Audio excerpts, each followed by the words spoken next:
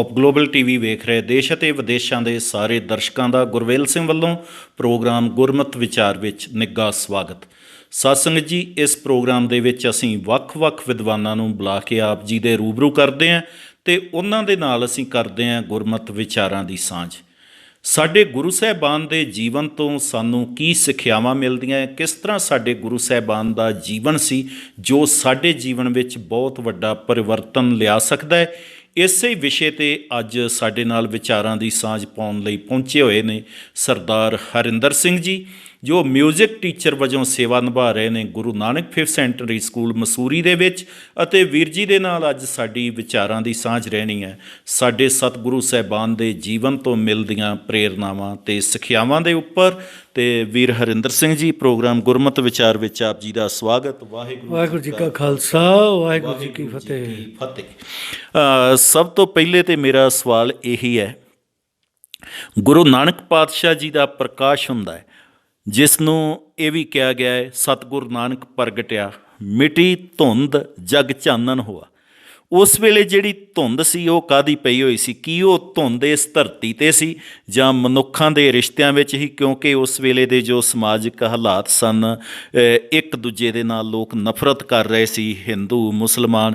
ਉਸ ਸਾਰੇ ਦਾ ਤੁਸੀਂ ਜਿਹੜਾ ਹੈ ਦੱਸੋ ਕਿ ਕਿਹੋ ਜਿਹੇ ਹਾਲਾਤ ਸੀ, ਕਿਹੜੀ ਧੁੰਦ ਪਈ ਸੀ ਜਿਸ ਨੂੰ ਗੁਰੂ ਨਾਨਕ ਪਾਤਸ਼ਾਹ ਨੇ ਮਿਟਾਇਆ? ਯਾਨੀ ਕਿ ਸਭ ਤੋਂ ਪਹਿਲਾਂ ਮੈਂ ਸੁਣ ਰਹੇ ਸਰੋਤਿਆਂ ਨੂੰ ਆਪਣੇ ਵੱਲੋਂ ਵਾਹਿਗੁਰੂ ਜੀ ਕਾ ਖਾਲਸਾ ਜੀ ਫਤਿਹ ਪ੍ਰਵਾਨ ਕਰਨਾ। ਜੋ ਤੁਸੀਂ ਸਵਾਲ ਕੀਤਾ ਕਿ ਧੁੰਦ, ਇੱਕ ਜਦੋਂ ਗੁਰੂ ਨਾਨਕ ਸਾਹਿਬ ਦਾ ਪ੍ਰਕਾਸ਼ ਹੋਣਾ ਸੀ ਉਸ ਤੋਂ ਪਹਿਲਾਂ, ਕਿਉਂਕਿ ਸੁਣੀ ਪੁਕਾਰ ਦਾਤਾਰ ਪ੍ਰਭ ਗੁਰੂ ਨਾਨਕ ਜਗ ਮਾਏ ਪਠਾਇਆ, ਜੀ ਜੀ ਬਿਲਕੁਲ, ਤੇ ਪਰਮਾਤਮਾ ਉਦੋਂ ਹੀ ਪ੍ਰਗਟ ਹੁੰਦਾ ਹੈ ਸਰੀਰ ਰੂਪ 'ਚ ਆ ਕੇ। ਕਿਉਂਕਿ ਆਪਾਂ ਤਾਂ ਕਹਿੰਦੇ, ਮੈਂ ਪਹਿਲਾਂ ਵੀ ਇੱਕ ਜ਼ਿਕਰ ਕੀਤਾ ਸੀ ਕਿ ਆਪ ਨਾਰਾਇਣ ਕਲਾ ਧਰ ਜਗ ਮੈਂ ਭਰਵਿਓ, ਜੀ ਨਿਰੰਕਾਰ ਆਕਾਰ ਜਗ ਮੰਡਲ ਕਰਿਓ। ਕਿਉਂਕਿ ਉਹ ਭੱਟਾਂ ਨੇ, ਭੱਟਾਂ ਦੀ ਵਿਚਾਰ ਅਨੁਸਾਰ ਜਾਂ ਭੱਟਾਂ ਨੇ ਜੋ ਉਹਨਾਂ ਨੂੰ ਪ੍ਰਤੱਖ ਰੂਪ 'ਚ ਦੇਖਿਆ, ਤੇ ਉਹਨਾਂ ਨੇ ਇਹ ਕਹਿ ਦਿੱਤਾ ਵੀ ਗੁਰੂ ਨਾਨਕ ਸਾਹਿਬ ਜਿਹੜੇ ਆ ਉਹ ਆਪ ਨਾਰਾਇਣ ਕਲਾ ਧਾਰ ਜੱਗ ਵਿੱਚ ਆਏ ਆ। ਉਸ ਤੋਂ ਪਹਿਲਾਂ ਦੀ ਹਾਲਤ, ਸਮਾਜਿਕ ਤੇ ਧਾਰਮਿਕ ਹਾਲਤ ਜਿਹੜੀ ਇੰਨੀ ਵਿਗੜੀ ਹੋਈ ਸੀ, ਇੰਨੀ ਉਹ ਦਸ਼ਾ ਵਿਗੜੀ ਸੀ ਕਿ ਜੋ ਰਾਜੇ ਸੀ ਉਹੋ ਹੀ ਪ੍ਰਜਾ ਨੂੰ ਖਾਈ ਜਾ ਰਹੇ ਸੀ, ਤੇ ਜੋ ਦੂਸਰੇ ਧਰਮ ਦੇ ਲੋਕ ਆਪਸ ਵਿੱਚ ਲੜਦੇ ਪਏ ਸੀ ਕਿ ਮੈਂ ਵੱਡਾ, ਤੇ ਹਿੰਦੂ ਕਹਿ ਰਿਹਾ ਸੀ ਮੈਂ ਵੱਡਾ। ਤੇ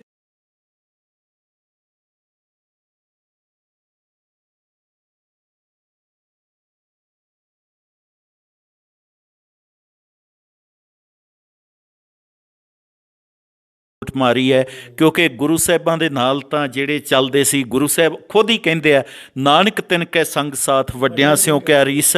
ਤੇ ਇਹ ਕਿਹੜੇ ਗਰੀਬ ਲੋਕ, ਕਿਹੜੇ ਛੋਟੇ ਲੋਕ ਜਿਨ੍ਹਾਂ ਨੂੰ ਨਫ਼ਰਤ ਕਰਦੇ ਸੀ ਲੋਕ, ਗੁਰੂ ਜੀ ਨੇ ਉਹਨਾਂ ਨੂੰ ਸਦਾ ਹੀ ਆਪਣੀ ਗਲਵੱਕੜੀ 'ਚ ਰੱਖਿਆ। ਉਹਨਾਂ ਦਾ ਥੋੜ੍ਹਾ ਜ਼ਿਕਰ। ਹਾਂਜੀ, ਗੁਰੂ ਸਾਹਿਬ ਦੇਖੋ, ਸਭ ਤੋਂ ਪਹਿਲਾਂ ਤੇ ਭਾਈ ਮਰਦਾਨਾ ਜੀ ਨੂੰ ਨਾਲ ਲਿਆ, ਕਿਉਂਕਿ ਉਹਨਾਂ ਦੇ ਬਚਪਨ ਤੋਂ ਫਰੈਂਡ ਸਨ। ਜਦੋਂ ਉਹਨਾਂ ਦੇ ਘਰ ਗਏ ਤੇ ਉਹਨਾਂ ਦੇ ਮਾਤਾ ਜੀ ਨੂੰ ਪੁੱਛਿਆ ਵੀ ਮਰਦਾਨਾ ਜੀ ਕਿੱਥੇ? ਉਹਨਾਂ ਨੇ ਕਿਹਾ ਉਹਦਾ ਨਾਮ ਕੀ ਹੈ? ਮਰਦਾਨਾ। ਅਤੇ ਉਹ ਗੁਰੂ ਜੀ ਨੇ ਖੁਦ ਹੀ ਨਾਮ ਦਿੱਤਾ ਸੀ ਜੀ, ਕਿਉਂਕਿ ਜਦੋਂ ਪਹਿਲੇ ਕੋਈ ਬੱਚੇ ਹੁੰਦੇ ਸੀ ਤੇ ਉਹ ਮਰ ਜਾਂਦੇ ਸੀ, ਫਿਰ ਉਹਨਾਂ ਨੇ ਕਿਹਾ ਕਿ ਵੀ ਇਹ ਜਿਹੜਾ ਲੜਕਾ ਹੈ ਸਾਨੂੰ ਦੇ ਦਿਓ, ਮੇਰੇ ਨਾਲ ਰਹੇਗਾ, ਪਰ ਇਹਦਾ ਨਾਮ ਮਰਦਾ ਹੈ, ਕਦੀ ਮਰੇਗਾ ਨਹੀਂ ਜੀ। ਤੋ ਅਬ ਦੇਖੋ ਅੱਜ ਤੱਕ ਦੁਨੀਆ ਵਿੱਚ ਉਹਦਾ ਨਾਮ ਰੋਸ਼ਨ ਹੈ ਗੁਰੂ ਸਾਹਿਬ ਦੇ ਨਾਲ। ਅਤੇ ਉਹ ਮਰਦਾਨਾ ਡੂਮ ਵੀ ਕਹਿੰਦੇ ਸੀ ਉਹਨਾਂ ਨੂੰ ਜੀ। ਅਤੇ ਉਹ ਦੇਖੋ ਉਹਨਾਂ ਨੂੰ ਸਭ ਤੋਂ ਪਹਿਲਾਂ ਨਾਲ ਰਿਹਾ ਬਾਲਾ ਜੀ ਨੂੰ ਲਿਆ। ਫਿਰ ਦੇਖੋ ਉਹ ਮੈਂ ਇੱਕ ਪਹਿਲੇ ਵੀ ਇੱਕ ਸਾਖੀ ਦੱਸੀ ਸੀ ਕਿ ਭਾਈ ਲਾਲੋ ਜੀ ਦੇ ਘਰ ਗਏ ਜੀ, ਉੱਥੇ ਜਾ ਕੇ ਮਿੱਸੀ ਰੋਟੀ ਸਾਗ ਦਾ ਪ੍ਰਸ਼ਾਦਾ ਛਕਿਆ ਅਤੇ ਮਲਕ ਭਾਗੋ ਤੋਂ ਦੂਰ ਰਹੇ। ਜਦੋਂ ਮਲਕ ਭਾਗੋ ਨੂੰ ਇਹ ਜਨਾਇਆ ਕਿ ਤੇਰੀ ਜਿਹੜੀ ਰੋਟੀ ਹੈ, ਤੇਰੀ ਰੋਟੀ ਜਿਹੜੀ ਹੈ ਉਹ ਕਿਰਤ ਕਮਾਈ ਜਿਹੜੀ ਮਿਹਨਤ ਦੀ ਨਹੀਂ ਹੈ, ਉਹ ਗਰੀਬ ਮਾਰ ਕਰਕੇ ਉਹਨਾਂ ਦਾ ਹੱਕ ਖਾ ਕੇ ਤੂੰ ਇਹ ਜਿਹੜਾ ਭੰਡਾਰਾ ਰੱਖਿਆ ਜੀ। ਅਤੇ ਜਿਹੜਾ ਭਾਈ ਲਾਲੋ ਜੀ ਇਹ ਬਹੁਤ ਕਿਰਤੀ ਹੈ, ਮਿਹਨਤੀ ਹੈ, ਅਤੇ ਉਹਦੇ ਘਰ ਗੁਰੂ ਜੀ ਦਾ, ਕਿਉਂਕਿ ਗੁਰੂ ਸਾਹਿਬ ਇਹ ਦੱਸਣਾ ਚਾਹੁੰਦੇ ਸਨ ਕਿ ਨੀਚਾਂ ਅੰਦਰ ਨੀਚ ਜਾਤ, ਨੀਚੀ ਹੋਤ ਨੀਚ, ਨਾਨਕ ਤਿੰਨ ਕੇ ਸੰਗ ਸਾਥ ਵੱਡਿਆਂ ਸੋ ਕਿਆ ਰੀਚ, ਜਿੱਥੇ ਨੀਚ ਸੰਭਾਲੀ ਤਿੱਥੇ ਨਦਰ ਤੇਰੀ ਬਖਸ਼ੀਸ। ਨੀਚ ਕੀ ਹੈ ਜੀ? ਹੁਣ ਉਸ ਟਾਈਮ ਦੇ ਲੋਕਾਂ ਦੇ ਵਿੱਚ ਨੀਚ ਕੰਮ, ਜਿਹੜੇ ਸਫਾਈ ਕਰਦੇ ਸੀ, ਜਿਹੜੇ ਦੂਸਰਿਆਂ ਦੇ ਘਰਾਂ 'ਚ ਕੰਮ ਕਰਦੇ ਸੀ, ਜਿਹੜੇ ਖੇਤਾਂ 'ਚ ਜਾ ਕੇ ਨੌਕਰ ਦਾ ਕੰਮ, ਉਹਨਾਂ ਨੂੰ ਨੀਚ ਕਹਿੰਦੇ ਸੀ। ਜੁੱਤੀਆਂ ਗੰਢਣ ਵਾਲੇ ਨੂੰ ਨੀਚ ਕਹਿ ਦਿੱਤਾ, ਸਫਾਈ ਕਰਨ ਵਾਲੇ ਨੂੰ ਸ਼ੂਦਰ ਕਹਿ ਦਿੱਤਾ, ਨੀਚ ਕਹਿ ਦਿੱਤਾ। ਅਤੇ ਗੁਰੂ ਸਾਹਿਬ ਨੇ ਕਿਹਾ ਕਿ ਅਗਰ ਇਹਨਾਂ ਨੀਚ ਦੇ ਅੰਦਰ ਪਰਮਾਤਮਾ ਪ੍ਰਤੀ ਪਿਆਰ ਹੈ ਇਹ ਤੁਹਾਡੇ ਤੋਂ ਕਈ ਗੁਣਾ ਉੱਪਰ ਨੇ, ਕਿਉਂਕਿ ਤੁਸੀਂ ਇਹਨਾਂ ਦੇ ਬਰਾਬਰ ਤੁੱਲ ਵੀ ਨਹੀਂ ਹੋ, ਬਿਲਕੁਲ ਨਹੀਂ ਹੋ। ਕਿਉਂਕਿ ਦੇਖੋ ਕਬੀਰ ਸਾਹਿਬ, ਨਾਮਦੇਵ ਜੀ, ਭਗਤ ਰਵਿਦਾਸ ਜੀ, ਇਹਨਾਂ ਨੇ ਉਸ ਜਾਤ ਵਿੱਚ ਰਹਿ ਕੇ ਉਸ ਪ੍ਰਭੂ ਦੀ ਭਗਤੀ ਕਰਕੇ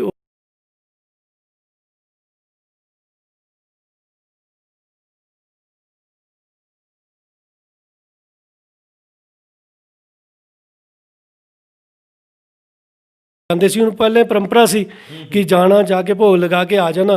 ਉਹਨਾਂ ਦੀ ਇੱਕ ਕੀ ਬੋਲੇ ਕਿਰਿਆ, ਜਿਹਨੂੰ ਕਰਮਕਾਂਡ ਵੀ ਕਹਿੰਦੇ। ਆਪਾਂ ਵੀ ਕਈ ਜਗ੍ਹਾ ਦੇਖਦੇ ਹਾਂ, ਸਾਡੇ ਧਰਮ ਵਿੱਚ ਵੀ ਫੈਲ ਚੁੱਕਿਆ ਹੈ। ਅਤੇ ਉਹ ਕਰਮਕਾਂਡਾਂ ਜਦੋਂ ਕਰਦੇ ਸੀ ਤਾਂ ਉਹਨਾਂ ਨੇ ਆਪਣੇ ਬੇਟੇ ਨੂੰ ਕਿਹਾ, ਬੇਟਾ ਤੂੰ ਅਸੀਂ ਜਾ ਰਹੇ ਕਿਤੇ, ਇਹ ਛੋਟੀ ਜਿਹੀ ਸਾਖੀ ਹੈ ਸਿੱਖਿਆ ਵਾਸਤੇ, ਕਿ ਅਸੀਂ ਕਿਤੇ ਜਾ ਰਹੇ ਤਾਂ ਤੁਸੀਂ ਇਸ ਤਰ੍ਹਾਂ ਕਰੋ, ਠਾਕੁਰ ਨੂੰ ਭੋਗ ਲਗਾ ਦਿਓ। ਤਾਂ ਨਾਮਦੇਵ ਜੀ ਦੁੱਧ ਦਾ ਗਲਾਸ ਲੈ ਕੇ ਗਏ ਅਤੇ ਪ੍ਰਸ਼ਾਦਾ ਲੈ ਕੇ ਗਏ। ਉਸ ਵੇਲੇ ਗੁਰੂ ਨਾਮਦੇਵ ਜੀ ਨੇ ਦੇਖੋ ਉਸ ਮੰਦਿਰ ਦੇ ਵਿੱਚ, ਚਾਹੇ ਉਹ ਕ੍ਰਿਸ਼ਨ ਦੀ ਮੂਰਤੀ, ਜੇ ਕਿਸੇ ਦੀ ਵੀ, ਕਿਉਂਕਿ ਗੁਰੂ ਨਾਮਦੇਵ ਜੀ ਬੀਠਲ ਕਰਕੇ ਬੋਲਦੇ ਸੀ ਕ੍ਰਿਸ਼ਨ ਮਹਾਰਾਜ ਜੀ ਨੂੰ ਜਾਂ ਭਗਵਾਨ ਨੂੰ। ਅਤੇ ਉਹ ਬੀਠਲ ਕਰਕੇ ਬੋਲੇ, ਕਹਿੰਦੇ ਕਿ ਮਹਾਰਾਜ ਜੇ ਤੁਸੀਂ ਨਾ ਦੁੱਧ ਪੀਤਾ ਤਾਂ ਮੇਰੇ ਘਰ ਨੂੰ ਮੇਰੇ ਪਿਤਾ ਜੀ ਰੁੱਸਣਗੇ, ਹਾਂ ਨਹੀਂ ਤਾਂ ਘਰ ਕੋ ਬਾਪ ਰੁਸਾਏ, ਦੁੱਧ ਪੀਓ ਮੇਰੇ ਗੋਬਿੰਦ ਰਾਏ। ਤੋ ਦੇਖੋ ਇੰਨਾ ਪਿਆਰ ਅੰਦਰੋਂ ਉਪਜਿਆ ਉਹਨਾਂ ਦੇ। ਅਤੇ ਨਾਮਦੇਵ ਜੀ ਦੇ ਸਾਹਮਣੇ ਅਕਾਲ ਪੁਰਖ ਪ੍ਰਗਟ ਹੋਏ, ਪ੍ਰਗਟ ਹੋ ਕੇ, ਬੇਟਾ ਕੀ ਤੂੰ ਮੈਨੂੰ ਕੀ ਕਰਨਾ ਚਾਹੁੰਦਾ? ਕਹਿੰਦਾ ਮਹਾਰਾਜ ਤੁਸੀਂ ਕੁਛ ਛਕੋਗੇ ਤਾਂ ਮੈਂ ਜਾ ਕੇ ਛਕਾਂਗਾ। ਤਾਂ ਉਹਨਾਂ ਨੇ ਉਸ ਚੀਜ਼ ਤੋਂ ਸਾਨੂੰ ਪ੍ਰੇਰਨਾ ਮਿਲਦੀ ਹੈ ਕਿ ਦੇਖੋ ਇੰਨਾ ਵਿਸ਼ਵਾਸ, ਪ੍ਰੇਮਾ ਭਗਤੀ। ਕਿਉਂਕਿ ਪ੍ਰੇਮਾ ਭਗਤੀ ਗੁਰੂ ਗੋਬਿੰਦ ਸਿੰਘ ਜੀ ਨੇ ਕਿਹਾ, ਜਿਨ ਪ੍ਰੇਮ ਕੀਓ ਤਿਨਹੀ ਪ੍ਰਭਾਇਓ। ਅਤੇ ਉਹ ਪ੍ਰੇਮਾ ਭਗਤੀ ਸੀ ਭਗਤਾਂ ਦੇ ਅੰਦਰ। ਅਤੇ ਦੇਖੋ ਇਸ ਨੀਚ ਜਾਤ ਤੋਂ ਉੱਪਰ ਉੱਠ ਕੇ ਉਹਨਾਂ ਨੇ, ਅਤੇ ਗੁਰੂ ਸਾਹਿਬ ਨੇ ਦੇਖੋ ਗੁਰੂ ਅਰਜਨ ਦੇਵ ਜੀ ਦੀ ਗੱਲ, ਇੱਕ ਸੈਕਿੰਡ, ਅਸੀਂ ਗੁਰੂ ਅਰਜਨ ਸਿੰਘ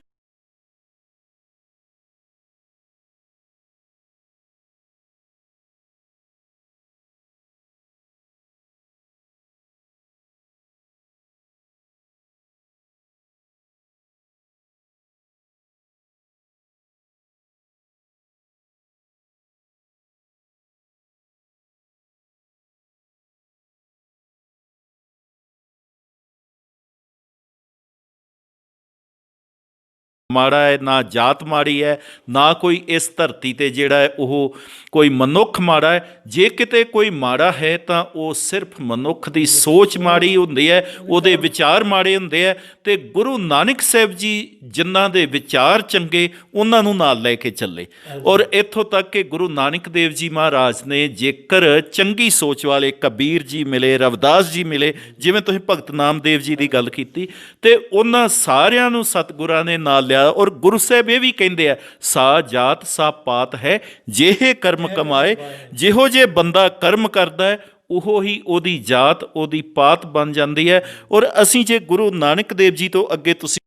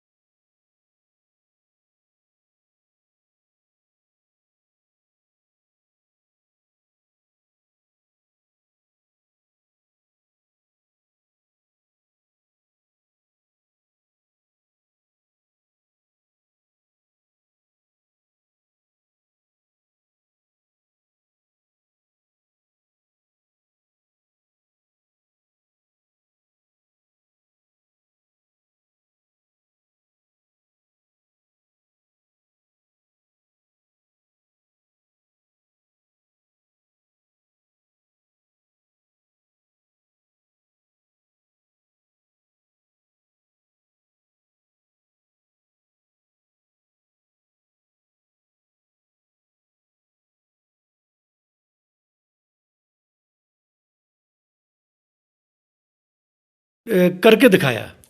ਕਿਉਂਕਿ ਜਦੋਂ ਤੱਕ ਅਸੀਂ ਆਪਣੇ ਆਪ ਨੂੰ ਨਹੀਂ ਕਰਾਂਗੇ ਤਾਂ ਉਦੋਂ ਤੱਕ ਸਾਡੇ ਦੁਨੀਆ ਦੇ ਵਿੱਚ ਅਸਰ ਨਹੀਂ ਹੋਏਗਾ। ਕਿਉਂਕਿ ਜਿਵੇਂ ਆਪਾਂ ਕਹਿੰਦੇ ਹਾਂ ਵੀ ਆਪ ਨਾ ਕਰੈ ਅਵਰ ਉਪਦੇਸ਼ ਹੈ, ਆਪ ਨਾ ਕਰੈ ਆਵਤ ਜਾਵਾ ਜਨਮੈ ਮਰੈ। ਕਿਉਂਕਿ ਜਦੋਂ ਆਪਾਂ ਆਪਣੇ ਆਪ ਨੂੰ ਦੇਖਦੇ ਹਾਂ ਤੇ ਫਿਰ ਆਪਾਂ ਕਿਸੇ ਨੂੰ ਕਹਿ ਨਹੀਂ ਸਕਦੇ। ਕਿਉਂਕਿ ਜਦੋਂ ਆਪਾਂ ਦੇਖਦੇ ਹਾਂ ਕਿ ਅਸੀਂ ਉਹ ਤਾਂ ਕੰਮ ਕਰ ਨਹੀਂ, ਆਪਾਂ ਦੂਸਰਿਆਂ ਨੂੰ ਕਿਵੇਂ ਕਹਿ ਸਕਦੇ ਹਾਂ? ਤੇ ਗੁਰੂ ਸਾਹਿਬ ਨੇ ਉਹ ਆਪਣੇ ਆਪ 'ਤੇ ਲਿਆ, ਕਿਰਤ ਕੀਤੀ।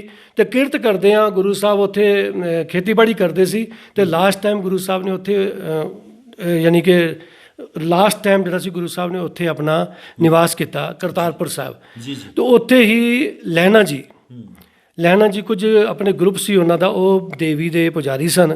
ਤੇ ਦੇਵੀ ਦੇ ਪੁਜਾਰੀ ਜੋ ਜਾਂਦੇ ਸੀ ਤੇ ਉਹਨਾਂ ਨੇ ਨਾ ਕੋਈ ਸ਼ਬਦ ਸੁਣੇ ਗੁਰੂ ਸਾਹਿਬ ਦੇ, ਤੇ ਉਹਨਾਂ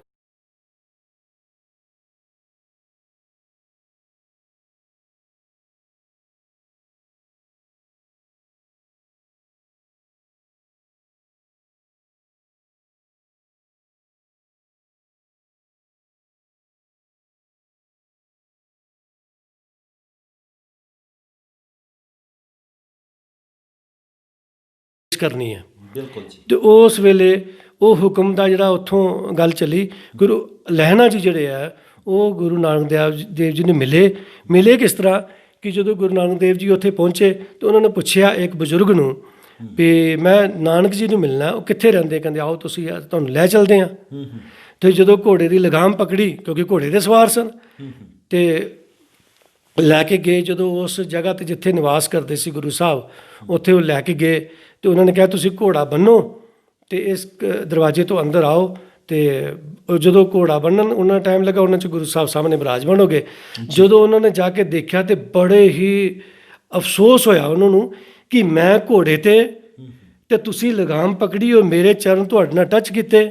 ਕਹਿੰਦੇ ਤੁਸੀਂ ਗੁਰੂ ਨਾਨਕ ਦੇਵ ਜੀ ਮੈਨੂੰ ਪਹਿਲਾਂ ਦੱਸਦੇ, ਕਹਿੰਦੇ ਤੇਰਾ ਨਾਮ ਕੀ ਹੈ?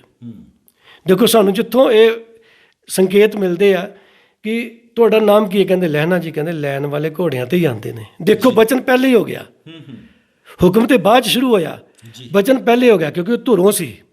ਜਦੋਂ ਧੁਰੋਂ ਲਿਖੀ ਹੋਈ ਚੀਜ਼ ਕੋਈ ਆਉਂਦੀ ਹੈ ਤਾਂ ਉਹ ਸਾਹਮਣੇ ਪ੍ਰਗਟ ਹੋਣ ਵਾਸਤੇ ਉਹਦੇ ਇੱਕ ਦੁਨੀਆ ਵਿੱਚ ਆਦਰਸ਼ ਬਣ ਕੇ, ਦਾਰਸ਼ਕ ਬਣ ਕੇ, ਆਦਰਸ਼ ਜੀਵਨ ਬਤੀਤ ਕਰਨ ਦੁਨੀਆ ਵਿੱਚ ਇੱਕ ਆਪਣਾ ਕੀ ਬੋਲਦੇ ਉਹਨੂੰ, ਇੱਕ ਤਸਵੀਰ ਪੈਦਾ ਕਰਨੀ ਹੁੰਦੀ ਹੈ ਆਪਣੀ, ਇੱਕ ਵੀ ਇਹ ਦੇਖੋ ਹੁਕਮ ਅਕਸ ਪੈਣਾ ਕਿ ਅਸੀਂ ਕਿਵੇਂ ਦੇਖੋ ਸੇਵਾ ਵਿੱਚ ਕਿਵੇਂ ਹੁਕਮ ਮੰਨਦੇ ਆ। ਤੇ ਗੁਰੂ ਸਾਹਿਬ ਨੇ ਉੱਥੋਂ ਹੀ ਹੁਕਮ ਸ਼ੁਰੂ ਕਰ ਦਿੱਤਾ ਤੇ ਉਹਨਾਂ ਨੇ ਹੁਕਮ ਮੰਨਣਾ ਸ਼ੁਰੂ ਕੀਤਾ। ਇਹੋ ਜਿਹੇ ਹੁਕਮ ਮੰਨਣੇ ਸ਼ੁਰੂ ਕੀਤੇ ਕਿ ਲਾਸਟ ਟਾਈਮ ਤੇ ਜਾ ਕੇ ਜਦੋਂ ਗੁਰੂ ਸਾਹਿਬ ਨੇ ਭਿਆਨਕ ਰੂਪ ਧਾਰਿਆ, ਆਪਾਂ ਸ਼ਾਰਟਕਟ ਲੈਂਦੇ ਹਾਂ, ਲਾਸਟ ਟਾਈਮ ਜਦੋਂ ਗੁਰੂ ਸਾਹਿਬ ਨੇ ਭਿਆਨਕ ਰੂਪ ਧਾਰਿਆ ਤੇ ਸਾਰਿਆਂ ਨੂੰ ਹੀ ਕਿਸੇ ਨਾ ਕਿਸੇ ਤਰੀਕੇ ਵਾਪਸ ਤੋੜ ਦਿੱਤਾ। ਕਈਆਂ ਦੇ ਲਾਲਚ ਕਈ ਤਰੀਕੇ ਦਿੱਤੇ। ਜਦੋਂ ਲਾਸਟ ਟਾਈਮ ਆਇਆ ਤੇ ਭਾਈ ਲਹਿਣਾ ਜੀ ਜਦੋਂ ਰਹਿ ਗਏ ਤੇ ਉਹਨਾਂ ਨੇ ਇੱਕੋ ਗੱਲ ਕਹੀ ਕਿ ਤੇਰਾ ਘਰ ਕੋਈ ਨਹੀਂ, ਤੂੰ ਜਾ ਤੋਂ, ਸਾਰੇ ਚਲੇ ਗਏ, ਤੂੰ ਕਦੇ ਵਾਸਤੇ ਮੇਰੇ ਪਿੱਛੇ ਆਇਆ? ਕਹਿੰਦੇ ਮਹਾਰਾਜ ਮੇਰਾ ਥਾਂ ਟਿਕਾਣਾ ਤੇ ਤੁਹਾਡੇ ਚਰਨਾਂ 'ਚ ਹੀ ਹੈ, ਮੈਂ ਕਿੱਥੇ ਜਾਵਾਂ? ਤਾਂ ਗੁਰੂ ਸਾਹਿਬ ਨੇ ਫਿਰ ਕਿਹਾ ਕਿ ਵਾਹ, ਕਹਿੰਦੇ ਇਹੋ ਹੀ ਚੀਜ਼ ਤੇ ਮੈਨੂੰ ਚਾਹੀਦੀ ਸੀ ਕਿ ਜਿਸ ਹੁਕਮ ਦੇ ਨਾਲ, ਜਿਸ ਹੁਕਮ ਦੀ ਪਾਲਣਾ ਕਰਦੇ ਕਰਦੇ ਇੱਥੋਂ ਤੱਕ ਪਹੁੰਚਿਆ ਤੇ ਲਾਸਟ ਟਾਈਮ ਤੇ ਵੀ ਤੂੰ ਮੇਰੇ ਜੋਗਾ ਹੀ ਰਿਹਾ। ਕਹਿੰਦੇ ਮਹਾਰਾਜ ਮੈਂ ਹੋਰ ਕਿਸੇ ਜੋਗਾ ਨਹੀਂ ਹਾਂ।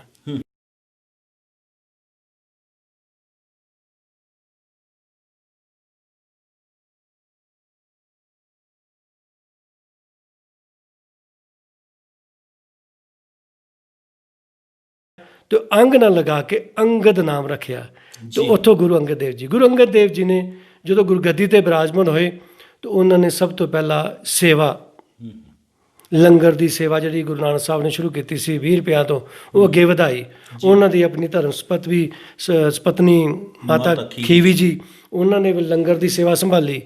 ਫਿਰ ਉੱਥੋਂ ਤੱਕ ਕਿ ਸਭ ਤੋਂ ਵੱਡੀ ਸੇਵਾ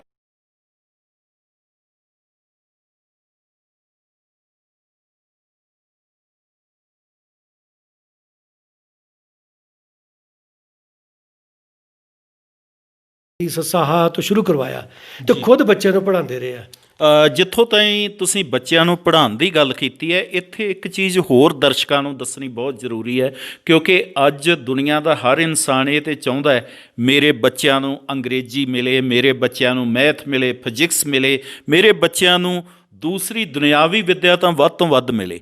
ਤੁਸੀਂ ਵੀ ਗੁਰਮਤਿ ਦੀ ਵਿੱਦਿਆ ਦੇ ਨਾਲ ਜੁੜੇ ਹੋਏ ਹੋ ਤੇ ਗੁਰੂ ਅੰਗਦ ਸਾਹਿਬ ਜੀ ਨੇ ਇਹ ਜੋ ਗੁਰਮਤਿ ਦੀ ਵਿੱਦਿਆ ਬੱਚਿਆਂ ਨੂੰ ਦੇਣੀ ਸ਼ੁਰੂ ਕੀਤੀ, ਕਿਉਂਕਿ ਮੈਂ ਦਰਸ਼ਕਾਂ ਨੂੰ ਥੋੜ੍ਹਾ ਦੱਸ ਦੇਵਾਂ ਵਿਸਥਾਰ ਸਹਿਤ, ਅਸੀਂ ਵੀਰ ਹਰਿੰਦਰ ਸਿੰਘ ਜੀ ਤੋਂ ਉਸ 'ਤੇ ਜਾਣਕਾਰੀ ਲਵਾਂਗੇ। ਗੁਰੂ ਸਾਹਿਬਾਂ ਨੇ ਖਡੂਰ ਸਾਹਿਬ ਦੇ ਵਿੱਚ ਪਹਿਲਾ ਧਾਰਮਿਕ ਸਕੂਲ ਬਣਾਇਆ ਸੀ, ਜਿਸ ਦੇ ਵਿੱਚ ਉਹ ਬੱਚਿਆਂ ਦੀਆਂ ਗੁਰਮਤਿ ਦੀਆਂ ਕਲਾਸਾਂ ਲੈਂਦੇ ਸਨ। ਔਰ ਜਦੋਂ ਸਤਿਗੁਰੂ ਬੱਚਿਆਂ ਦੀ ਗੁਰਮਤਿ ਦੀ ਕਲਾਸ ਲੈ ਰਹੇ ਸੀ, ਉਦੋਂ ਹੀ ਹਿਮਾਯੂ ਆਇਆ ਸੀ, ਜਿਸ ਨੇ ਕਿਹਾ ਸੀ ਕਿ ਆ ਕੇ ਮੈਨੂੰ ਮਿਲੋ, ਪਰ ਗੁਰੂ ਸਾਹਿਬਾਂ ਕਹਿ ਦਿੱਤਾ ਸੀ ਨਹੀਂ, ਮੈਂ ਬਹੁਤ ਕੀਮਤੀ ਬਹੁਤ ਜ਼ਰੂਰੀ ਕੰਮ ਕਰ ਰਿਹਾ ਹਾਂ ਔਰ ਅਜੇ ਮੈਂ ਇਹ ਕੰਮ ਨਿਪਟਾ ਕੇ ਮਿਲਾਂਗਾ। ਮਤਲਬ ਕਿ ਗੁਰੂ ਅੰਗਦ ਸਾਹਿਬ ਦੀਆਂ ਨਜ਼ਰਾਂ ਦੇ ਵਿੱਚ ਬੱਚਿਆਂ ਨੂੰ ਗੁਰਮਤਿ ਦੀ ਵਿੱਦਿਆ ਦੇਣਾ ਬਹੁਤ ਜ਼ਿਆਦਾ ਬਾਦਸ਼ਾਹ ਨੂੰ ਮਿਲਣ ਤੋਂ ਵੀ ਜ਼ਿਆਦਾ ਮਹੱਤਵ ਸੀ। ਅੱਜ ਕਿਉਂ ਘਟ ਗਿਆ ਇਹ ਸਾਰਾ? ਬਹੁਤ ਅਹਿਮੀਅਤ ਦਿੱਤੀ ਸੀ ਉਸ ਟਾਈਮ, ਕਿਉਂਕਿ ਉਸ ਟਾਈਮ ਇਹ ਸੀ ਕਿ ਜਿਹੜੀ ਗੁਰੂ ਨਾਨਕ ਸਾਹਿਬ ਨੇ ਪਰੰਪਰਾ ਸ਼ੁਰੂ ਕੀਤੀ ਪੰਜਾਬੀ ਤੇ ਗੁਰਮੁਖੀ ਨੂੰ ਅੱਗੇ ਵਧਾਉਣ ਦੀ, ਉਹੀ ਪੋਥੀ ਜਿਹੜੀ ਸੀ ਗੁਰੂ ਅੰਗਦ ਦੇਵ ਜੀ ਦੇ ਅੱਗੇ ਧਰੀ, ਜੋ ਉਹਨਾਂ ਨੇ ਆਪਣੀ ਬਾਣੀ ਉਚਾਰਨ ਕੀਤੀ ਸੀ। ਜਦੋਂ ਅੱਗੇ ਧਰੀ ਤੇ ਉਸ ਦੇ ਨਾਲ ਕੀ ਹੋਇਆ ਕਿ ਗੁਰੂ ਅੰਗਦ ਦੇਵ ਜੀ ਨੇ ਉਸ ਚੀਜ਼ ਦਾ ਅੱਗੇ ਹੋਰ ਸਰਲ ਤਰੀਕੇ ਨਾਲ ਪੇਸ਼ ਕੀਤਾ ਤੇ ਉੱਥੇ ਬੱਚਿਆਂ ਨੂੰ ਪੜ੍ਹਾਉਂਦੇ। ਫਿਰ ਉਸ ਵੇਲੇ ਜਦੋਂ ਹਿਮਾਯੂ ਨੇ ਤਲਵਾਰ ਕੱਟਣ ਦੀ ਕੋਸ਼ਿਸ਼ ਕੀਤੀ ਤੇ ਗੁਰੂ ਸਾਹਿਬ ਨੇ ਕਹਿ ਦਿੱਤਾ ਕਿ ਉੱਥੇ ਤੇਰੀ ਤਲਵਾਰ ਨਹੀਂ ਨਿਕਲੀ ਜੰਗ ਮੈਦਾਨੇ ਜੰਗ ਵਿੱਚ, ਤੇ ਇੱਥੇ ਤੁਸੀਂ ਫਕੀਰਾਂ ਦੇ ਉੱਤੇ ਤਲਵਾਰ ਚਲਾ ਰਹੇ ਹੋ। ਤਾਂ ਫਿਰ ਉਹਨੂੰ ਮਾਫੀ ਮੰਗਣੀ ਪਈ ਕਿ ਮਹਾਰਾਜ ਮੇਰੇ ਕੋਲ ਗਲਤੀ ਹੋ ਗਈ, ਅਹਿਸਾਸ ਦਿਵਾਇਆ। ਤੇ ਗੁਰੂ ਸਾਹਿਬ ਨੇ ਉੱਥੇ ਕਈ ਮੇਰਾ ਖੂਹ ਲਵਾਏ ਜਲ ਵਾਸਤੇ, ਕਿਉਂਕਿ ਆਲੇ ਦੁਆਲੇ ਦੇ ਲੋਕ ਜਿਹੜੇ ਕਹਿੰਦੇ ਸੀ ਮਹਾਰਾਜ ਇਸ ਗਾঁव ਵਿੱਚ ਸਾਡੇ ਪਿੰਡ ਦੇ ਵਿੱਚ ਕੋਈ ਪਾਣੀ ਦਾ ਸ਼ੁੱਧ ਪਾਣੀ ਦਾ ਕੋਈ ਹੈ ਨਹੀਂ ਪ੍ਰਬੰਧ, ਤੇ ਗੁਰੂ ਸਾਹਿਬ ਨੇ ਉੱਥੇ ਖੂਹ ਵੀ ਲਵਾਏ ਸੀ।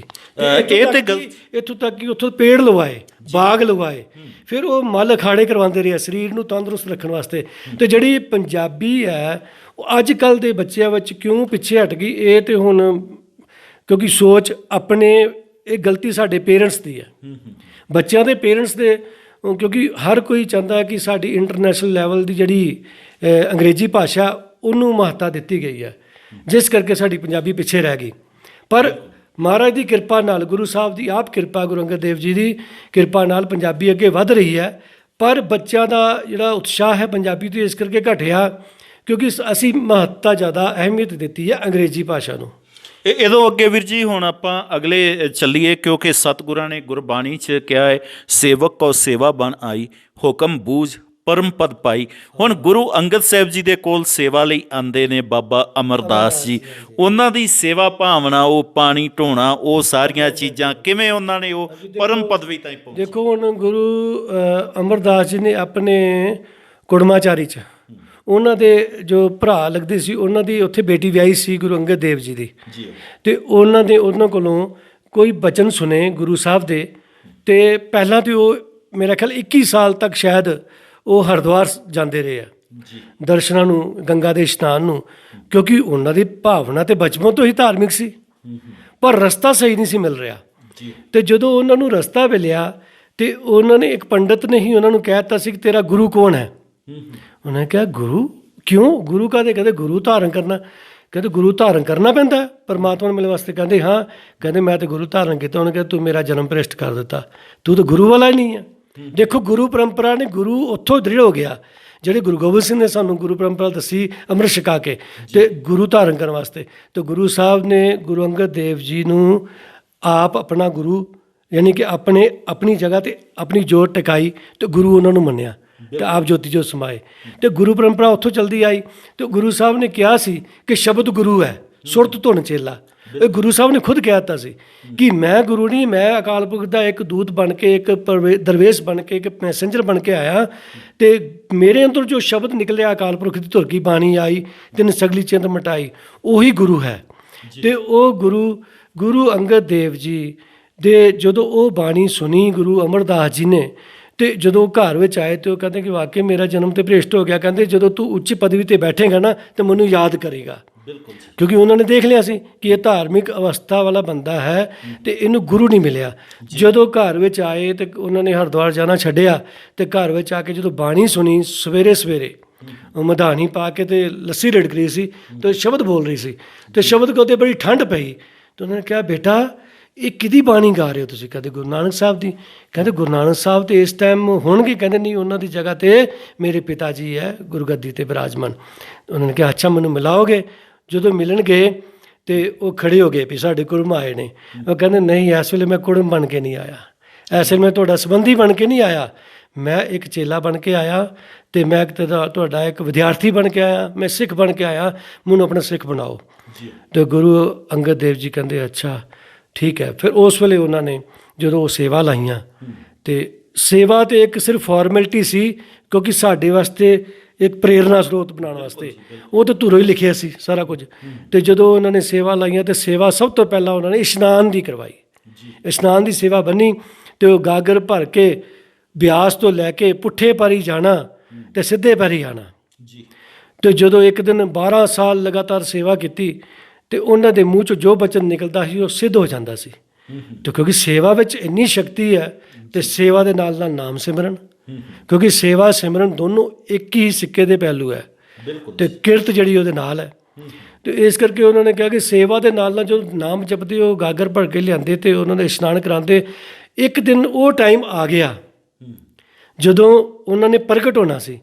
ਤੇ ਜਦੋਂ ਉਹਦੇ ਸਾਹਮਣੇ ਆਏ ਤੇ ਉਸ ਵੇਲੇ ਇੱਕ ਖੱਡੀ ਦੇ ਪੈਰ ਅੜਿਆ ਤੇ ਗਿਰ ਗਏ ਤੇ ਜੁਲਾਹੀ ਦੇ ਲਾਗੇ ਘਰ ਸੀ। ਉਹਨਾਂ ਨੇ ਕਿਹਾ ਕਿ ਇਸ ਟਾਈਮ ਅੱਧੀ ਰਾਤ ਨੂੰ ਸੁਬਾਹ ਯਾਨੀ ਕਿ ਕੌਣ ਆ ਜਿਹੜਾ ਇਹ ਇੰਨਾ ਡਿਸਟਰਬ ਕਰ ਰਿਹਾ। ਉਹਨਾਂ ਨੇ ਕਿਹਾ ਅਮਰੂ ਨਿਥਾਵਾਂ ਹੋਏਗਾ। ਜਦੋਂ ਇੰਨਾ ਬਚਨ ਕਿਹਾ ਤੇ ਉਹਨਾਂ ਨੇ ਸੁਣ ਲਿਆ।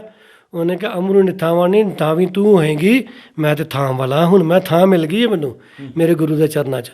ਤੇ ਜਦੋਂ ਉਹ ਵੇਖਿਆ ਤੇ ਉਹ ਇੰਨੀ ਬਚਨ ਕਿਹਾ ਕਿ ਨਿਥਾਵੀਂ ਝੱਲੀਏ, ਨਿਥਾਵੀਂ ਤੂੰ ਹੈ ਮੈਂ ਨਹੀਂ।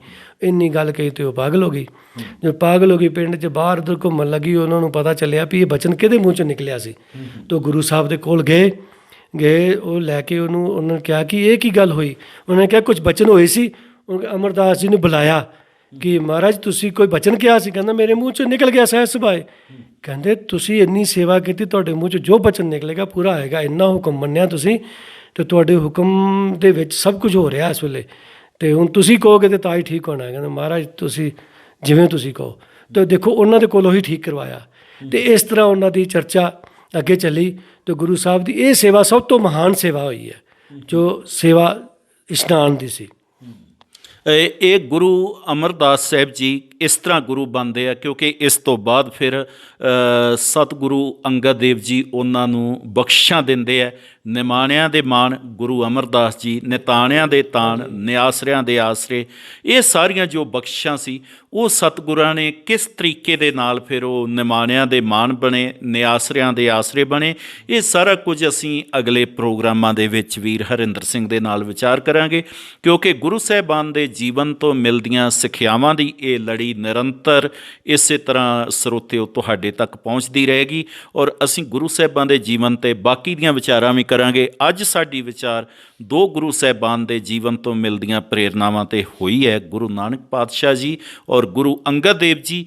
ਜਿਹੜਾ ਅਗਲਾ ਪ੍ਰੋਗਰਾਮ ਇਹਨਾਂ ਦੇ ਨਾਲ ਹੋਵੇਗਾ ਉਹ ਗੁਰੂ ਅਮਰਦਾਸ ਜੀ ਔਰ ਗੁਰੂ ਰਾਮਦਾਸ ਜੀ ਦੇ ਜੀਵਨ ਦੇ ਨਾਲ ਸੰਬੰਧਿਤ ਰਹੇਗਾ ਕਿ ਉਹਨਾਂ ਸਤਿਗੁਰਾਂ ਨੇ ਕਿਹੜੇ ਮਹਾਨ ਕਾਰਜ ਕੀਤੇ ਔਰ ਉਹਨਾਂ ਕਾਰਜਾਂ ਤੋਂ ਸਾਨੂੰ ਕੀ ਪ੍ਰੇਰਨਾਵਾਂ ਮਿਲਦੀਆਂ। ਆਪ ਜੀ ਨੇ ਇਸ ਪ੍ਰੋਗਰਾਮ ਦੇ ਵਿੱਚ ਆਏ, ਸੰਗਤਾਂ ਨਾਲ ਸਾਂਝ ਪਾਈ, ਆਪ ਜੀ ਦਾ ਬਹੁਤ ਧੰਨਵਾਦ। ਆਸ ਕਰਦੇ ਹਾਂ ਫਿਰ ਵੀ ਆਪ ਇਹ ਆਸ ਠੀਕ ਹੈ। ਦਾਸ ਵੱਲੋਂ ਕੋਈ ਬੋਲਦੇ ਹਾਂ ਬਚਨ ਕਰਦੇ ਗਲਤੀ ਭੁੱਲ ਚੁੱਕ ਹੋਈ ਹੋਵੇ ਮਾਫ਼ ਕਰਨਾ ਤੇ ਦਾਸ ਦਾ ਕਹਿਆ ਪ੍ਰਵਾਨ ਕਰਨਾ, ਕਿਉਂਕਿ ਗੁਰੂ ਸਾਹਿਬ ਦੇ ਬਚਨ ਨੇ, ਸਾਡੇ ਤੇ ਹੈ ਨਹੀਂ।